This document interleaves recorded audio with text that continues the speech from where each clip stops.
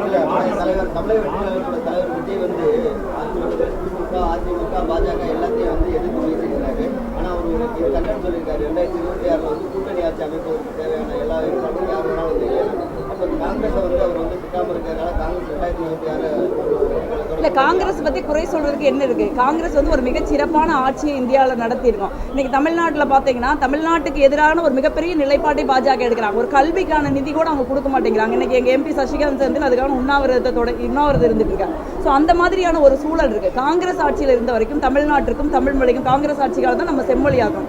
ஏகப்பட்ட infrastructure issue நம்ம develop பண்ணியிருக்கோம். ஒரு தமிழ் மாநில உரிமைகளை மதிச்சு மக்களுடைய உரிமைகளை மதிச்சு காங்கிரஸ் கட்சி செயல்பட்டு இருக்குது.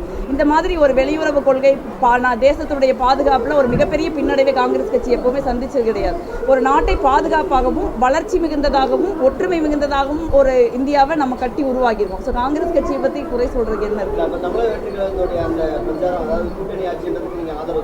இல்ல அது தமிழக வெற்றி கழகத்தினுடைய முடிவு. அதை நாங்க இன்னொரு கட்சி அதில் எப்படி கருத்து சொல்ல முடியும்?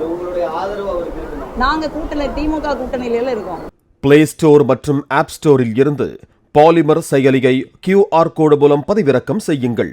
செய்திகளை உடனுக்குடன் பெறுங்கள்.